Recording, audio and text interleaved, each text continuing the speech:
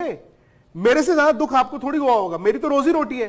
आप पॉलिटिकल इतने बड़े जर्नलिस्ट हैं, आप कल को इलेक्शंस आएंगे, कल को कुछ होगा, मेरा तो भाई रोजी रोटी क्रिकेट है। मेरी टीम अगर हारती है तो मेरा शो बंद होता है ना, मेरे से ज्यादा किसी को दुख क्या होगा। बट द फैक्ट इज कि मैं हार जीत को समझता हूं। स्पोर्ट्स को विक्रांत से आज ज्यादा छेड़िएगा मत इनको, क्योंकि आज बड़े ही दुख में भी है, गुस्से में भी है, और भी बहुत कुछ है, चर्चा करेंगे। चित्रा त्रिपाठी बेबस है। एक वर्ड में उन्होंने समराइज कर दी अपनी फीलिंग। चित्रा त्रिपाठी हमारी सहयोगी हमारे साथ होंगी।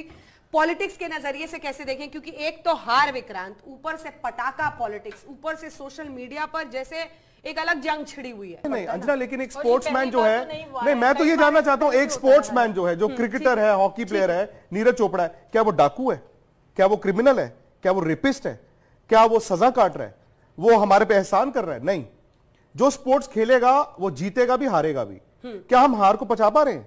कल विराट कोहली की एक तस्वीर आई, भाई मुझे हार का गम है, आपको गम है, आपको गम है, बहुत 130 करोड़ लोगों को गम है। सबसे ज्यादा गम किसको होगा? वो 11 प्लेयरों को, वो कप्तान को, तो जिस कप्तान ने जीतना था।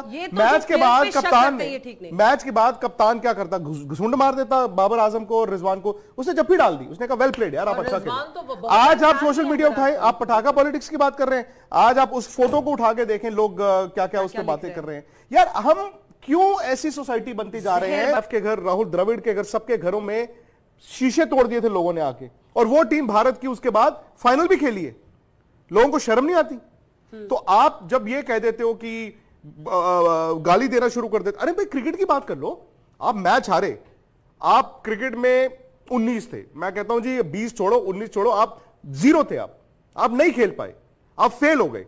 वेस्ट इंडीज भी तो 1983 में हारा था ना। आज हम इंडिया में बैठ के ये क्यों कहते हैं कि कपिल देव की टीम ने कमाल किया था? किस प्लेयर ने आपको यह आकर कहा कि मुझे भगवान का दर्जा दीजिए?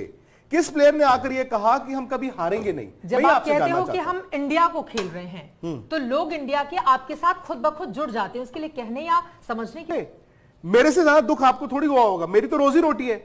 आप पॉलिटिकल इतने बड़े जर्नलिस्ट हैं, आप कल को इलेक्शंस आएंगे, कल को कुछ होगा, मेरा तो भाई रोजी रोटी क्रिकेट है। मेरी टीम अगर हारती है तो मेरा शो बंद होता है ना, मेरे से ज्यादा किसी को दुख क्या होगा। बट द फैक्ट इज कि मैं हार जीत को समझता हूं। काम तमाम हो चुका है, क्योंकि दूसरा मैच भी भारत हार गया 8 विकेटों से। भाई कमाल है, दोनों मैचों में मिलाकर भारत को 2 विकेटें मिली हैं। 8 विकेट से ये बड़ी हार। वर्ल्ड कप सेमीफाइनल के दरवाजे लगभग बंद हैं। हालांकि हम कह सकते हैं कि हमने अफगानिस्तान को हरा दिया, स्कॉटलैंड को हरा दिया, नामीबिया को हरा दिया, और न्यूजीलैंड अफगानिस्तान से हार जाए, फिर नेट रन रेट में ये हो जाए, नेट रन रेट में वो हो जाए, तो शायद भारत सेमीफाइनल में जाए।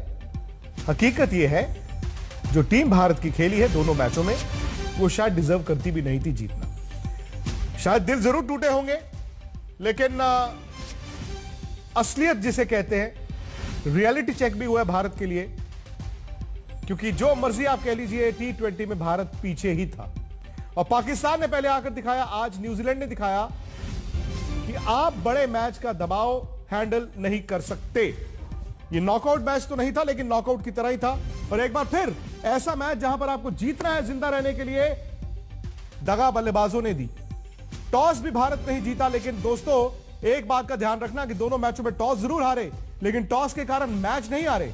क्योंकि मैच तो आप पहले आधे हाफ में ही हार जाते हैं, आपसे बैटिंग नहीं हुई, इसीलिए ओस के आने से पहले आप हार मान चुके थे।